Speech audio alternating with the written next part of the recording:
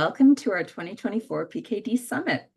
My name is Michelle Ann Goodfellow, and I'm the Communications and Engagement Manager for the PKD Foundation of Canada, which is the only national organization solely dedicated to fighting PKD through research, education, advocacy, support, and awareness.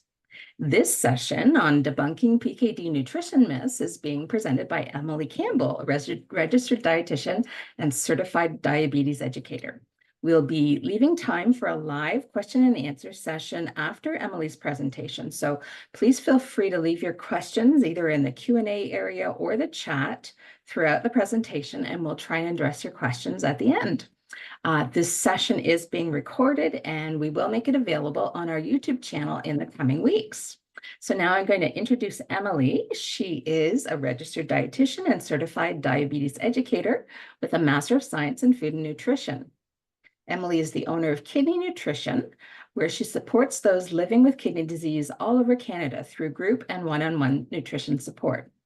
Emily started her education at Western University, including her 2 undergraduate degrees and Masters of Science, and accredited internship. It was not until her internship that Emily fell in love with nephrology and has primarily worked in this area.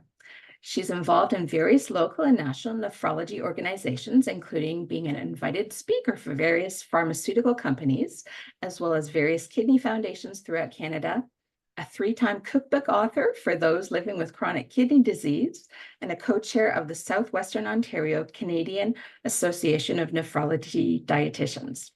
Emily's passionate about taking the complex world of nutrition and breaking it down to support those living with kidney disease. Welcome, Emily. Is there anything you wanted to say before we start your presentation? Thanks so much for having me. I'm really looking forward to having this information and answering your questions at the end. Awesome. Okay, so we have Emily's presentation is pre-recorded. I'm just about to start the video. And then, as I said, afterwards, we will have a live question and answer period. Please feel free to put your questions in the appropriate areas. Hello, and welcome back to the 2024 PKD Summit.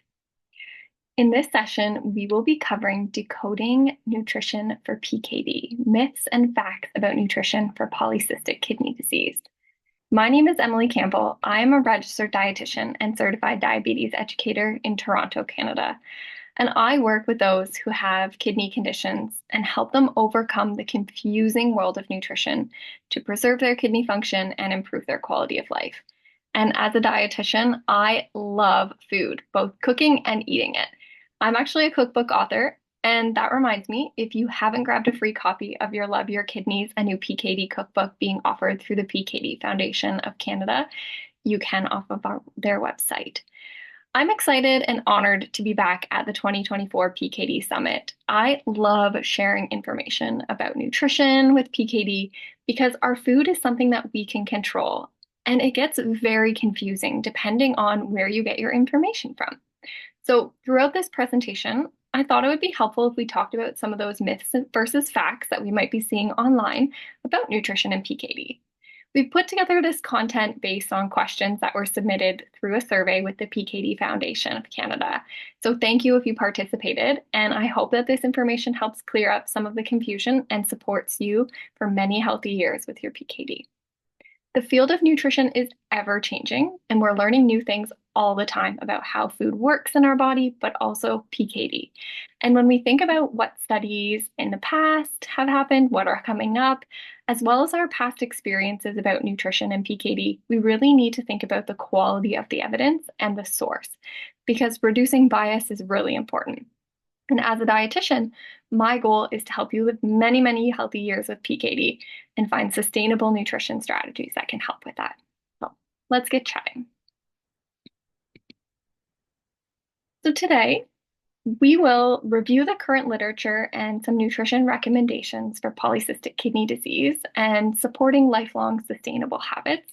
We're also going to discuss some foods to include in your diet with PKD and understand some strategies for living with PKD. And we're going to look at things like tracking nutrients, meal planning, and eating out. Now, the information presented in this session is general recommendations. So it's important that you speak with your healthcare provider, like your nephrologist or work with a dietitian who supports those with PKD for real personalized recommendations based on your health and your blood work.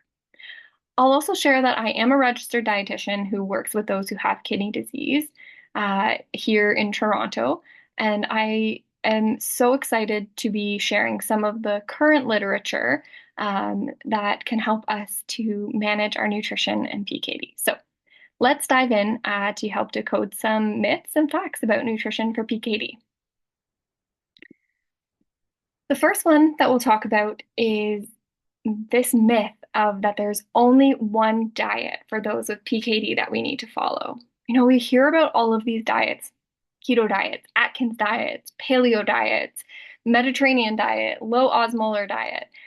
There's so many out there. And there is not one diet that everyone with PKD needs to follow, because the fact is that everyone is unique, and that also includes their nutrition needs.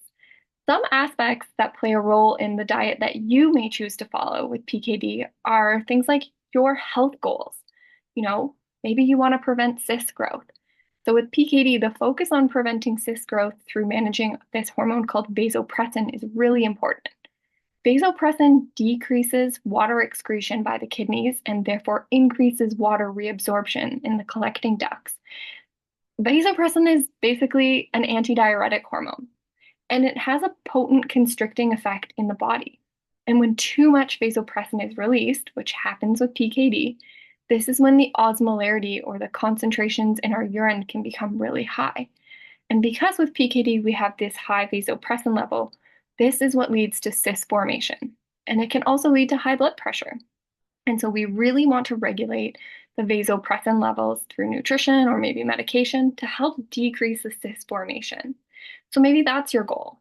Or maybe your goal is to improve your kidney function, right? Reducing the workload of our kidneys is important. So that means maybe we consider the types and the amounts of protein that we're having. The foods that we consume are just one piece of the puzzle. We also want to look at their impact in our body. So some types of protein, for example, have more acid load in our body. And that's why many recommendations focus on the type of protein, so choosing more plant-based proteins, and increasing the fiber in our diet. Maybe your health goal is blood pressure and cholesterol management, because many individuals with kidney disease also have cardiovascular disease, like high blood pressure. Most people, that's the first symptom when we have PKD. And nutrition recommendations should consider what helps with keeping these numbers in target. And often these look at managing things like sodium, or optimizing sources of potassium and magnesium and calcium in our blood. And these things help with blood pressure control. Whereas for cholesterol, often we focus on reducing saturated and trans fats and increasing unsaturated fats. Perhaps your health goal might be weight management, because being a healthy weight for you can help to reduce cyst formation. And a healthy weight might look different for everyone. Too much weight can lead to cyst growth, but too fast and unplanned weight loss can also lead to muscle loss and malnutrition. So it's really important that we think about our own body's needs. Maybe you want to prevent kidney stones. Kidney stones, about 2 in 3 individuals with PKD develop kidney stones, compared to 1% in the general population. That's why when we think about health goals for individuals with PKD, we want to make sure that we're not just focusing on the kidney. So there's a couple of reasons why kidney stones are more prevalent in the PKD world. Because kidney cysts, when they multiply and grow, they kind of change the structure of the kidneys, and that can alter the way that the urine flows through them.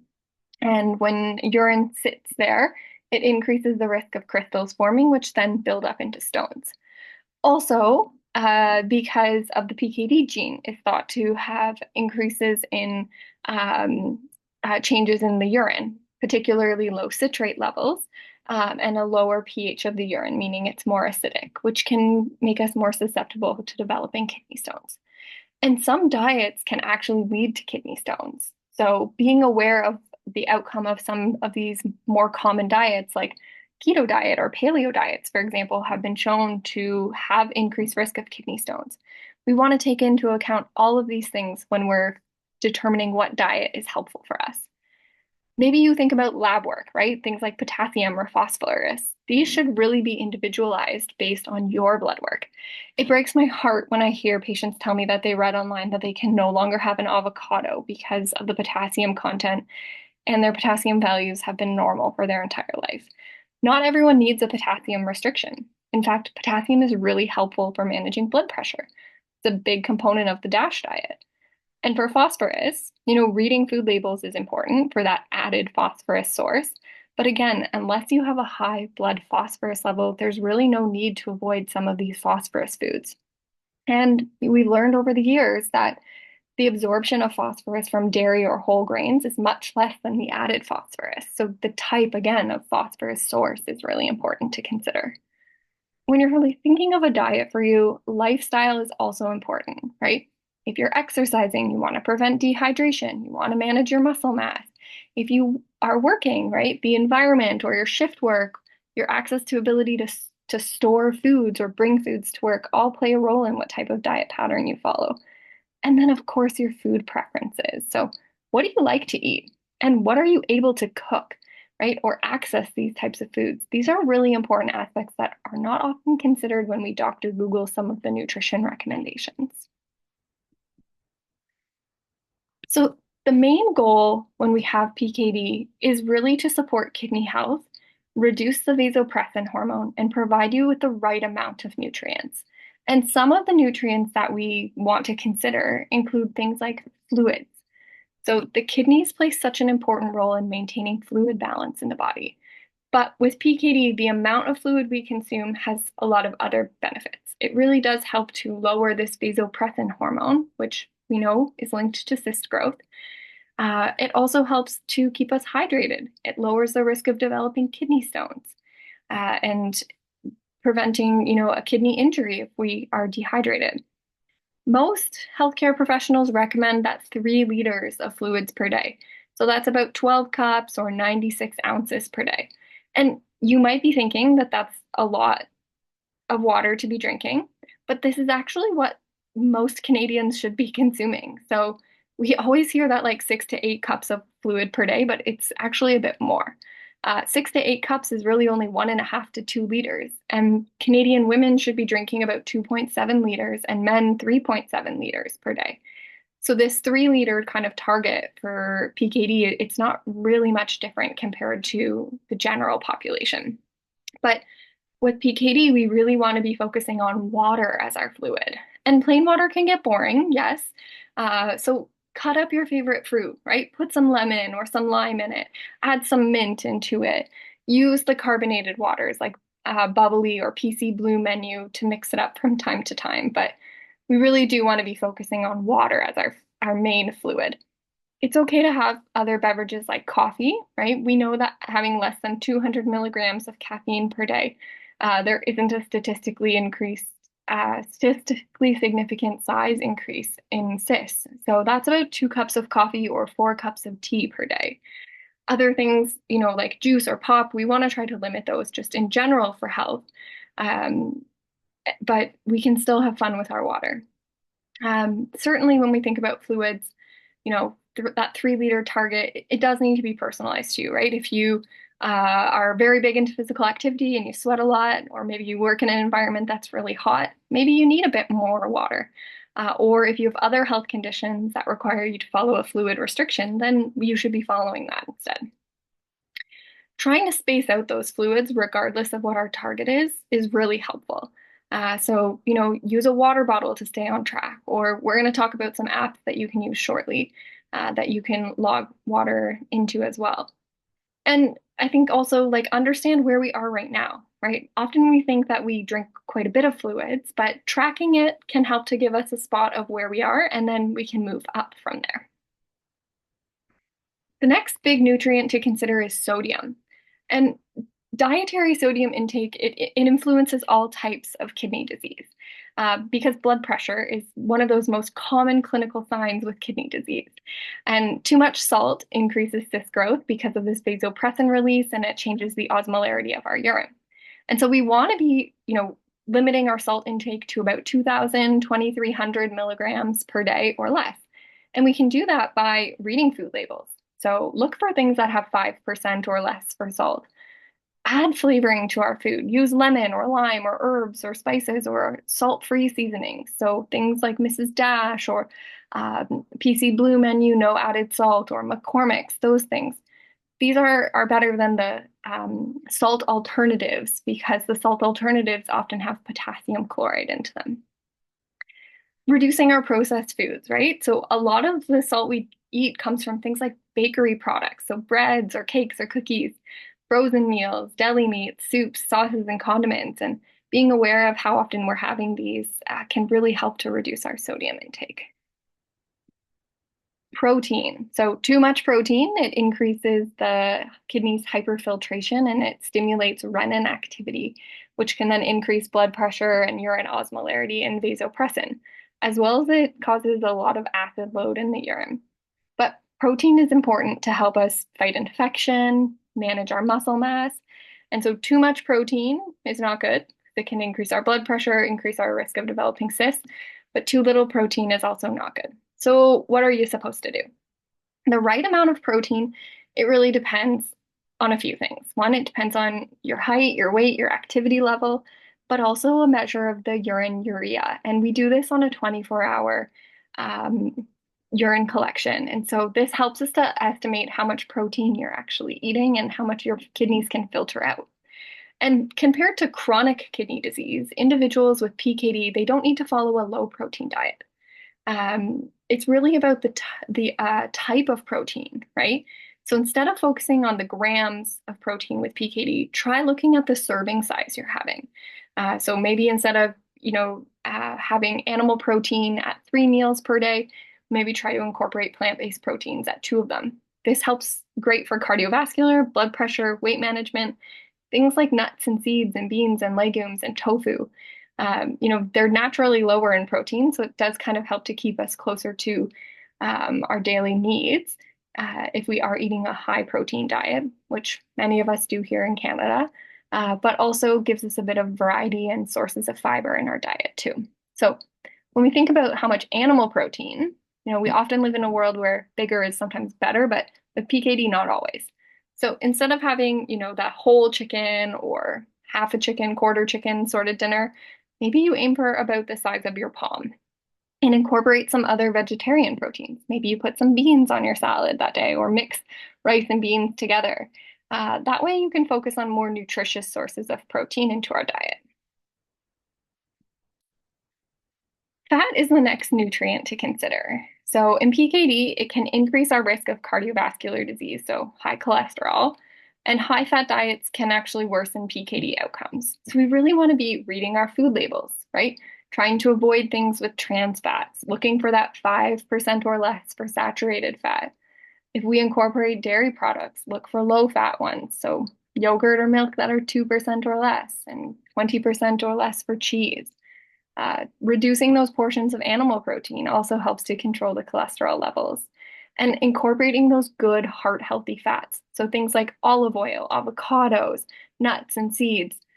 Often keto diets can focus on unhealthy fats, just like plant-based proteins can have those ones that are really high in sodium if they're packaged or processed. We need to think about the quality of our fats and our protein sources. So when we want to incorporate different fats into our diet, look for the ones that are unsaturated. These are going to be the heart healthiest ones. Foods that are high in fiber can reduce inflammation. They can also help to preserve kidney function and manage our bowel habits. And so fiber is really important from a cardiovascular perspective. And men and women need different amounts of fiber. So men who are between 19 and 50 need 38 grams of fiber per day, whereas women need 25 grams. If you're a man and you're over 50, you need 30 grams of fiber, and women need 21 grams of fiber. And most diet patterns that have shown a benefit in kidney disease are diets that are high in fiber. And we get fiber from a variety of sources. We get them from our vegetables and fruit and our plant-based proteins, but we also get them from those whole grains. So not only are they going to help the heart, they're going to help the kidneys, they can also reduce inflammation in our body. And we get fiber from all of these really great sources, which is why we want a variety of foods in our diet. But, if we are a man who needs 38 grams of fiber per day, one apple has about 2.8 grams of fiber. One cup of raw cauliflower, that has 2 grams of fiber. So many of us are not getting enough fiber. And by focusing on adding these into our diet, it can help to manage our dietary needs and give us the foods that we do want and do need in our body. That can also help to manage our blood pressure, because these foods also have potassium and magnesium in them, and they can help to lower our blood pressure. We also can use fiber as a prebiotic, which helps to manage the gut microbiome. We know that our gut is connected to kidney disease and weight management, and so giving it foods like vegetables and fruits can actually help to create a good bacterial environment, which when we have that, we will produce our own healthy gut microbiome. So you can manage that from nutrition as well. We don't always need supplements to help. The next thing that I really want to talk about is that you need to avoid food groups with PKD, and this is a huge myth. The big fact is that avoiding food groups can lead to malnutrition, and it's not often sustainable. You know, we live many, many years when we have PKD, and so we want to find an eating pattern that we can follow for a really long time as well. There's so much talk online about keto diets and PKD, and high blood sugar and obesity are associated with faster disease progression. And keto diets are often used for things like weight management and blood sugar control. Most of the studies look at carbohydrates from a keto perspective. And while keto diets, they've been shown helpful for things like weight management in other populations, from a PKD perspective, one thing that I want to share is that a lot of these studies are on animals, and the few human trials that have been to date are very small sample sizes and not a lot of time yet. While these studies have shown really promising results, it's a big concern for some of the long term, right? Are keto diets sustainable for you? Do you have an increased risk of cardiovascular disease or kidney stones or liver cysts? And before starting a keto diet for PKD, we need to think back to what does our body need overall, right? And what are our goals? Of course, our goals are to preserve kidney function and manage cyst growth, but are there other targets that we need? And so focusing on what each diet is going to give to us or take away from our health, we can make informed decisions about diet patterns. But instead of focusing on should I be keto or should I not be keto, something more sustainable is focusing on things like reducing added sugars, right? So things like white sugar, brown sugar, honey, maple syrup, molasses, corn sweeteners like high fructose corn syrup, trying to reduce these because they don't really have a lot of nutritional value. They can cause our blood sugars to rise, especially in those with diabetes, and are often found in things like baked goods and candies and chocolate and juice and pop. And, it's estimated that most of us consume about 26 teaspoons of sugars, per day. And that's sugars from everywhere, right? Like milk products, fruit, as well as these free sugars that we get from our pops and baked goods and things like that. So we do want to try to keep these to a lower number, ideally 6 teaspoons per day.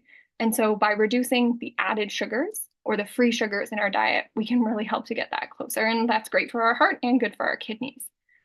But also focusing on the quality of carbohydrates and the portion size, right? So foods that are lower in glycemic index, like whole grains and barley and oats, they have this fiber, they have all of these vitamins, they have the entire grain with them, like, right? The germ, the endosperm, and the bran.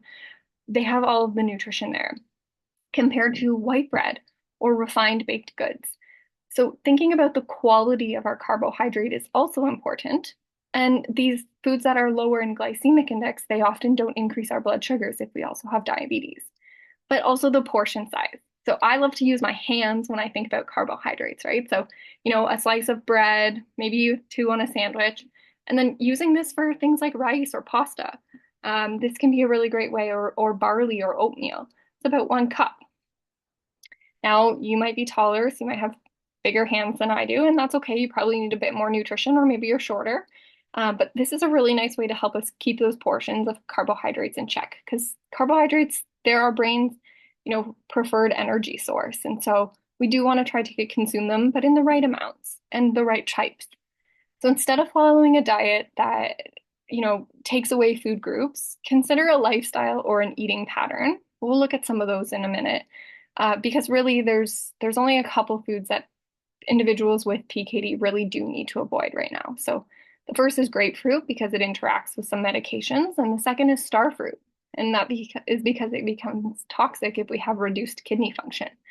So instead of, trying to stay away from food groups, focus on what they can add into your diet. And the foods that we consume, they impact way more than just our nutrition. They influence our mindset and our relationship with our bodies. And our relationship as well with food is really important because it's shaped from things like culture and emotions and our personal experiences. And having a healthy relationship with food includes, balancing kindness towards ourselves and also being mindful. So food is much more than nutrients, and often all foods can fit into a balanced diet. So when we see things as bad or good, we tell ourselves that we are bad if we eat something. And so mindfulness is paying attention to more than just the food itself, but the portion size. So it's okay to enjoy a small treat now and then. Having this all or nothing approach or cutting out food groups or telling ourselves we can't have things, it doesn't create long-lasting healthy habits. And especially with PKD, we really want to aim to find the balance so that you can maintain these changes for the long run. So considering, a sustainable eating pattern instead of diets help with long-term success. So, you can use that plate method, right, to look what's on our meal or what we're having. You can use your hands for things like portions, like carbohydrates or animal proteins. Or you can use other strategies like mindful eating or reflecting on your relationship or listening to your body cues. But when we plan our meals, we can think about the pieces of our plate.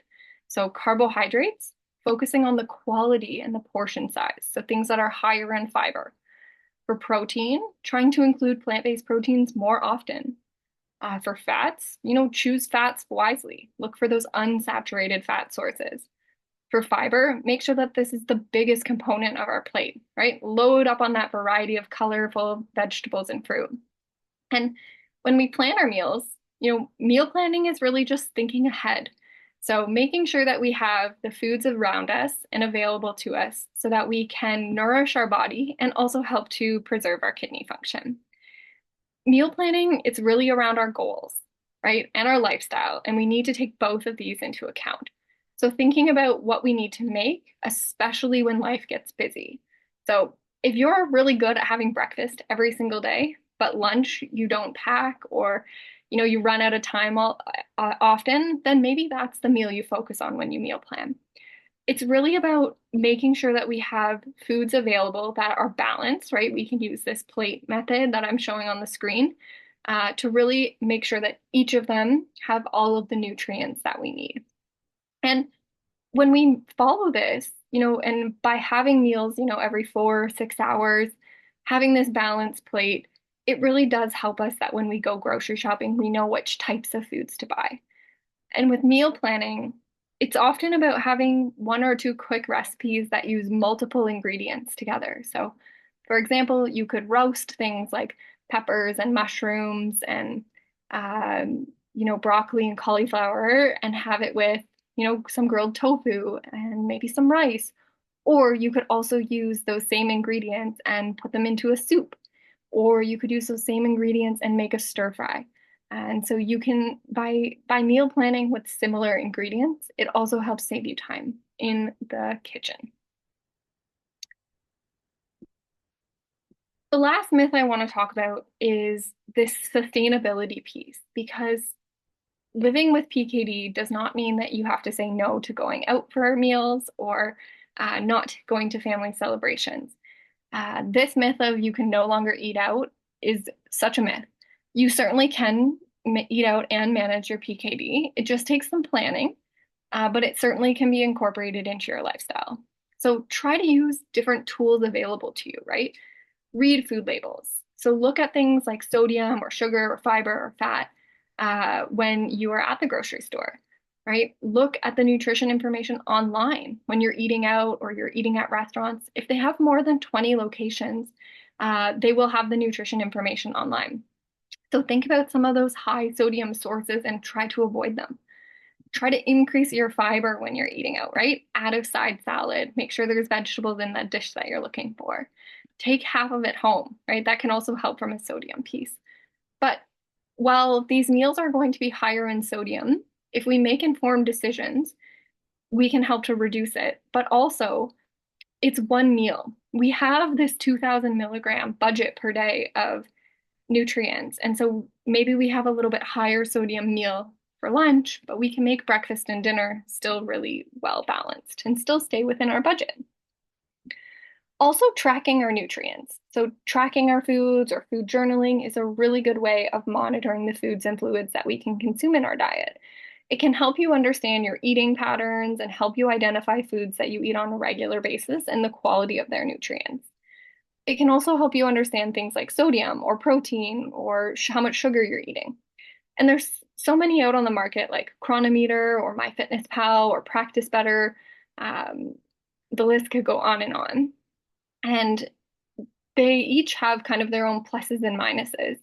But regardless of which one you choose to use, it can provide you with a feedback mechanism.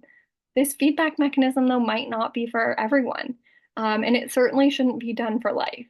So if, once in a while you enter in your food or you're going out to a restaurant, you can utilize this to track your nutrients and give you a bit more information about what you're going to be eating. When we think about lifestyle strategies as well, stocking our pantry with very much kidney-friendly foods, thinking about these staple items that we use often to keep them in our pantry so that even when we're in a pinch, we have nutritious meals available. So things like vegetables, right? Like broccoli, lettuce, peppers, tomato, mushrooms, all really versatile. Fruits like apples or oranges, peaches, pears, they tend to be very long-lasting. Different carbohydrates like whole grain bread or steel cut oats or barley or sweet potato or squash, and a variety of proteins like those no added salt beans, tofu, fish, nuts or seeds, and our low sodium sauces like no added salt tomato sauces or pasta sauces, low sodium seasoning options, herbs and spices, no added salt broths if we're thinking about making soups or even flavoring rice or things like that. And when we do cook, prepare a frozen meal, like take some and freeze the meal, whether you use like a Ziploc bag or plastic containers, because this can actually help you with meal prepping so that you have these freezer containers of things to take with you to lunch if that's your biggest challenging meal, or to pull out of the freezer and eat on a really busy night too. Just remember to label them and use them, within a couple of months. And Health Canada has some really great resources if you are thinking of doing a bit of meal planning and kind of safety for that. The food label, as I'm showing on the screen here, is also really great too. I know we talked about it from kind of a grocery shopping option, but always looking at kind of the serving size at the top. And then the percent daily value for sodium, aiming for things about 5%, can really help to keep our salt in check. Nutrition is such a changing field, and we continue to learn about how you can manage your PKD all the time, but also working with your healthcare team can help because your mental health and your physical health are very much linked to your nutrition. And considering, other strategies can really help us to live our best life when we have PKD. So, for example, physical activity. Speak with your healthcare team before starting any new activity routine, but trying to aim for 30 minutes of light or moderate effort walking each day, or participate in strength or resistance exercises a couple times per week. Manage our stress. So set aside time to relax. Do things like reading and yoga or journaling. Talk to a friend, right? A loved one, a spiritual leader, or a healthcare professional. Help to manage your stress. Get a good night's sleep, right? Aim for that 7 to 9 hours. Maintain a positive mindset and outlook. Reducing alcohol, right? The current recommendation is 2 drinks per week because alcohol causes our blood pressure to rise. It gives us empty calories and it causes the kidneys to work harder, which can also lead to dehydration. And stop smoking. Smoking increases our blood pressure and can damage the arteries and veins in the kidneys, so it's best to stop. Many of our pharmacies or doctors can actually help with smoking cessation. And when we think about nutrition strategies for living with PKD, nutrition is something that we can control. It starts with kind of our plate. And when we have other things to control as well with PKD, we can live a very, very balanced life. So our diet, right? Nutrition for PKD can support our kidney health. It can slow the progression of kidney disease, and it can allow us a very sustainable eating pattern. The best diet with PKD is one that has appropriate amounts of water. It incorporates plant-based proteins and limits the amount of animal-based proteins. It's low in sodium. It includes lots of fiber, right? So things from whole grains, vegetables, fruits, and it focuses on those heart-healthy fats. But remember, your diet for PKD is going to look very different than anyone else's because you are you. We have to take into account your lifestyle, your preferences, your blood work, and really put it together for you. Your mindset, right? That's also something you can control with PKD. So how you choose to focus on your PKD health and wellness and your relationship with your food and body is really important. And your awareness. So continue to learn about how you can manage your PKD. Get involved in the PKD community. Work with your healthcare team. If you haven't worked with a dietitian, ask to see a dietitian as well. You know, nutrition is something so wonderful. We often read things online where it's this or that, but really when we put foods into these boxes of good or bad, it doesn't support our relationship. So we want to find something that works for you and is going to show you long-term success. Oh, we are going to have a bit of time for Q&A. I think this is the best part about the PKD Summit. So I am really looking forward to hearing your nutrition questions. Thank you so much for listening, and we'll chat soon. Thank you so much for that great presentation, Emily. And as she said, we are ready to take your questions. So I can see we've got some in the Q&A area. Let's address those first, and then if there are any in the chat area as well, and if there are still people on this call live, feel free to put your questions there. We do have a lot of people who registered, shared questions when they registered, and we will be trying to address those questions as well. So the first question, are PKD patients able to work with you directly? If so, how do we go about that? So yes, I do work with individuals who have PKD directly. You can connect with myself or my team at kidneynutrition.ca. Your nephrologist may also have a dietitian on their staff that can support you with PKD. So you can certainly speak with your healthcare team as well. The next question is, do you recommend fiber supplements like Metamucil to achieve the recommended daily fiber intake? A really great question. So the short answer is no, because one serving of Metamucil only has about 3 grams of fiber. And if we think about how much we may need, depending on our age and gender, it's really not that much in the drop of what we need. It's much better to choose foods first. Some of these fiber supplements, they can change the way that the transit time also works in our digestive system. So we also want to prevent any further complications like constipation, things like that, that some individuals can experience with Metamucil. So food is my preference. I see there's a question in the chat. Do you have any suggestions for a diet for polycystic liver disease? And are they the same suggestions you might make for PKD? They're very similar, actually. One of the concerns with polycystic liver disease is high amounts of fat in the diet. And so that's often why keto diets may not be recommended, especially for individuals who have PLD with PKD. Choosing these unsaturated fats is very healthy when we have PLD. It's just about making sure that we're not having too much of it. So too much of anything is not good for any of us. And with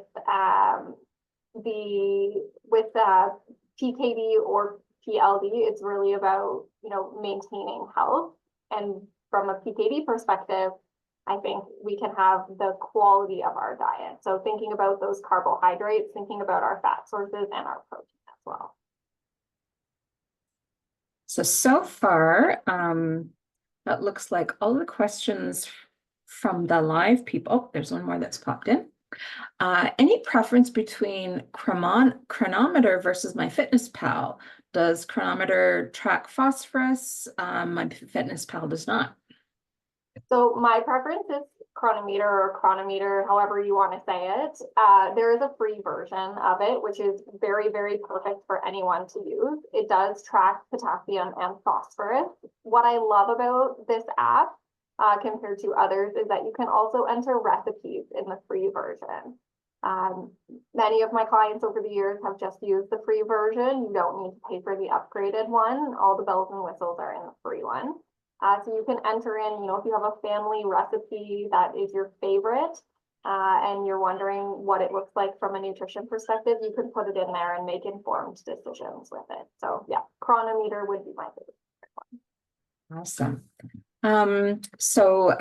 Do we want to move to some of the questions that people asked when they registered? Do you have that list, Emily, or would you like me to? Yeah. So I'll maybe talk about some of these questions in their grouping of how they came. So we did get some questions about protein and how much should we be having, because I think a lot of us, when we go online, we see these ranges of how much we need based on how much we weigh. And typically that's based off of a grams per kilogram amount. But we also need to take into consideration other things. So are we strength training? Is our goal to gain muscle, or are we running a marathon in a few months? And individuals with PKD certainly can do these things. Perhaps, our goal is to just meet our protein needs. And so that number, that range, for some individuals, it might be 0.8 grams per kilogram. For some, it might be 1 gram per kilogram. And that's where working with a dietitian can really help you understand what your body actually needs. Because we take a look at things like your 24-hour urine collection. We'd also look at the types of protein you're having. So if you need to have a bit more protein because you're weight training or something like that, we would focus on plant-based proteins as opposed to those animal proteins. And then also we can see how much your kidneys can really handle based on your blood work and your urine collection. And some diets out there, like the carnivore diet, for example, which is a very, very meat focused, isn't something we recommend for individuals with PKD. Not only is it very high in acid, so it changes the body's metabolic acid, can cause metabolic acidosis or change the body's pH, which we don't want when we have PKD. Similarly, I think, carnivore is often a subset of a keto diet, so being really high in fat as well. And as we just discussed, PLD or polycystic liver disease is a common complication with polycystic kidney disease. So we want to prevent things from happening. I guess we'll go into the keto conversation now.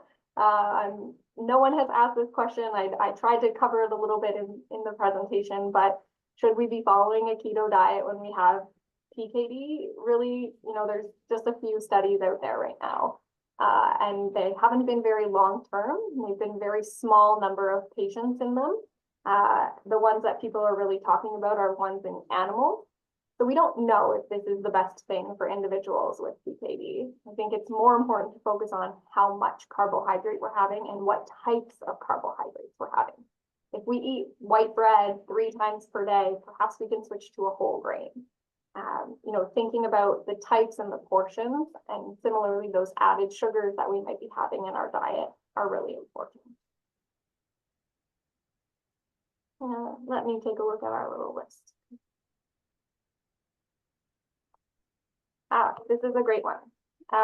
So again, with keto diet, it actually can put us at increased risk of kidney stones, which is another complication with PKD. And so another reason why we may not want to follow a keto diet, but the food choices for PKD, they can actually help to prevent kidney stones as well. And having those vegetables and fruits in our diet, they give us citrate. And citrate is protective for us to develop kidney stones. And we also often develop kidney stones if we're not drinking enough, if we have too much salt, and we have too much animal protein in our diet. So all of the recommendations we follow from a PKD perspective also help to prevent kidney stones. The only thing is, if you have had a kidney stone, sometimes you may need to avoid things with oxalates in them, but that really only would happen if you have high oxalates in your urine. So we don't recommend a low oxalate diet for everyone. It really needs to be looked at in your urine. I don't see any other questions from the live participants. So again, if people do have questions, if you're on the call live, we have a little bit of time to answer them. I have another question I've often heard from some of our community, and again, it sort of goes back to the keto diet, is if someone wanted to experiment with their diet, they've heard some really good things from people, or they've seen some things online, and they want to just kind of experiment and see if it helps. What would you recommend for someone moving forward in terms of being monitored through their labs, by their nephrologist, or whether they're working with a registered dietitian about making sure that they're not restricting certain food groups? What would be your recommendations if someone wanted to experiment and do it in a healthy way? That's a great question. And I think it's important to let your healthcare team know if you are thinking about making any of these changes. So for keto, for example, we don't know the full evidence yet, but if a patient wanted to follow that, what we would suggest is certainly, making sure you start with getting your blood work done, work with a dietitian so that you understand how much of certain nutrients you should be having. So things like how much protein, how much carbohydrate, how much fiber, that's going to be different for everyone. And then work with them to build a balanced diet together. So then, you can look at how you're feeling, right? Some of these diet changes might make us feel good or bad. How our energy levels are, how we're sleeping, how our blood work is doing. And we do need to follow these changes for quite some time before we can make a decision. So 3 or 6 months, doing some more blood work and then following up. But I think working with your healthcare team is really the most important. Thanks. And now we have a couple more questions in the Q&A. Someone's asking, are all sugars equal? If sugar is only coming from natural sources like fruit, do I need to worry if it's over the recommended daily level of total sugar? Good question. So not all sugar is created equal. There's added or free sugars. And we actually have a blog post on the PKD Foundation website that covers this in more detail. But the free and the added sugars, those are the ones that we're most concerned about from a health perspective. Fruit that naturally comes from sugar that naturally comes from things like fruit or dairy products. Those we want to consume in our diet, and there's not really a need to worry about over consuming them. But again, we live in a world that, bigger is better sometimes, and we don't need to be having, 20 pieces of fruit per day. 1 or 2 per day is absolutely no problem. Some people don't even eat that either. So that might be a good target to just keep in your mind too, but it's really the added sugars that we're most concerned about. The next question is, can you clarify why keto isn't good for polycystic liver disease? And aren't soy products bad for cyst growth due to hormone changes with estrogen? I ask this because I had to stop hormone replacement therapy due to my cyst growth on my kidneys and my liver. So from a keto perspective, often it is quite high in fat, right? And the liver needs to process these nutrients. And with PLD, it can be difficult to process all of that fat. When we think about keto diet in its sense, there could be, a nutritious keto where you're having unsaturated sources of fat, or you could have keto where there's a lot of saturated sources of fat. So the quality of it is very important, but then also not having too much fat in our diet from a liver perspective. From soy products, there is no recommendation that they're bad for cyst growth. Things like tofu, edamame, all of these products are highly encouraged from a plant-based perspective. We haven't seen any link between the cyst growth and soy products. I can't comment on why you may have needed to stop the hormone replacement therapy, but it's not usually related to soy products. Okay, great. Someone else is asking, thoughts on non-alcoholic beer as a way to complement fluid intake. So how does beer add to or subtract from your daily fluid intake?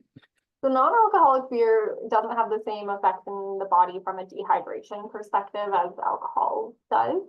I would say we still want to make water the beverage of choice in majority of our beverages, not even the non-alcoholic ones. They do still have a bit of calories in them, so it can lead to weight gain.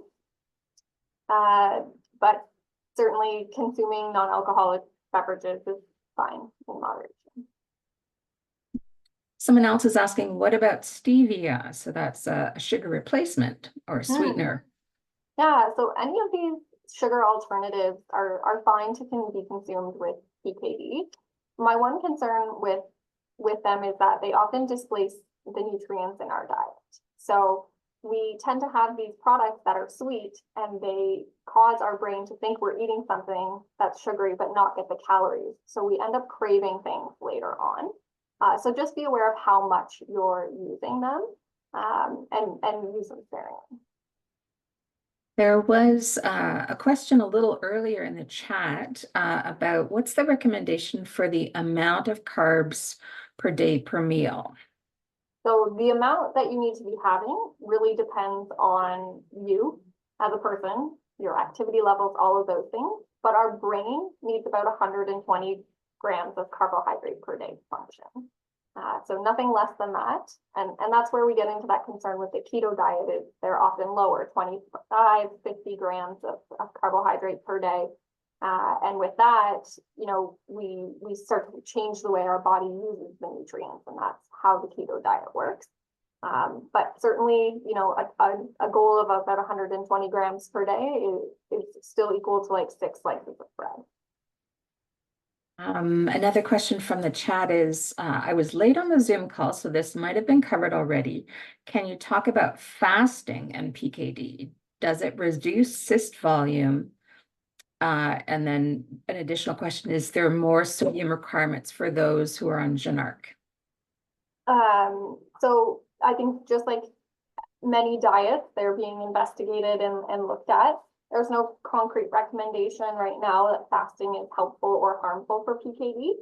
Fasting can be helpful for individuals who may not be able to stop eating at different points in the day. So for example, if you're a late night eater and you really like snacking in the evening, intermittent fasting can be helpful if you're looking to control your weight.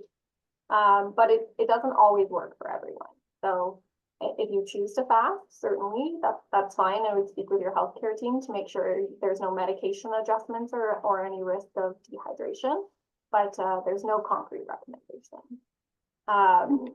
In terms of sodium and medications like Janarc, you don't need more sodium. In fact, we're trying to lower the sodium and reduce the osmolarity so that vasopressin in our body goes lower and we can reduce the cyst from forming.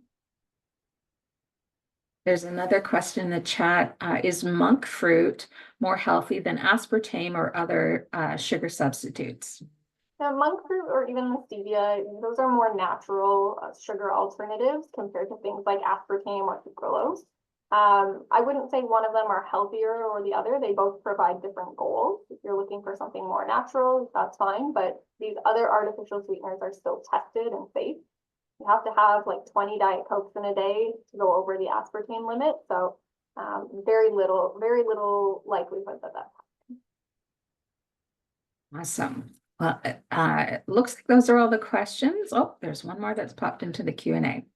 Is it okay to share one bottle of red wine once a week? For example, 375 mils per week only. Thank you. So good question. There's no recommendation to avoid alcohol, but I would say there's not a recommendation to continue consuming it. Canadian guidelines, as of the last couple of years, are 2 alcoholic drinks per week for men and women adults. With PKD, you know, we often worry about dehydration. So alcohol can dehydrate us, it can displace other nutrients. So really, I would say if your doctor hasn't told you you need to avoid alcohol, it can be consumed in moderation, but it may be something that we don't necessarily need to have in our diet if it's not really providing a benefit. So I'd say make an informed decision about that. Awesome. Well, I am going to wrap it up there, and I see Kathleen's just put information to contact us and further information about diet in the chat. Emily, thank you so much for joining us today, for providing your presentation, and for answering all of these questions. I know that we hear them because we often get people asking us through phone calls and emails and DMs on social media about all of these issues. And we're just so glad to be able to get some answers from a professional like yourself. I know that this is just such a popular topic, and I want to let people know that this session is being recorded and we will make it available on our YouTube channel in the coming weeks. All the people who have registered for this session will get an email once the video is available. And in that email, we'll also include links like to Emily's website if you want more information about her or possibly working with her, and information about the PKD cookbook that Emily was a part of creating this past year. If you have additional questions in the future that you'd like us to ask a renal healthcare professional like Emily, especially because Emily does a monthly blog for us on our website, please feel free to email us anytime at endpkd@npkd.ca, and we will forward these to Emily, and it can become part of future content that she creates for us. And we would just be so happy. So thank you, everyone, for joining us today. And again, Emily, thank you so much. Thanks for having me. Have a great day, everyone.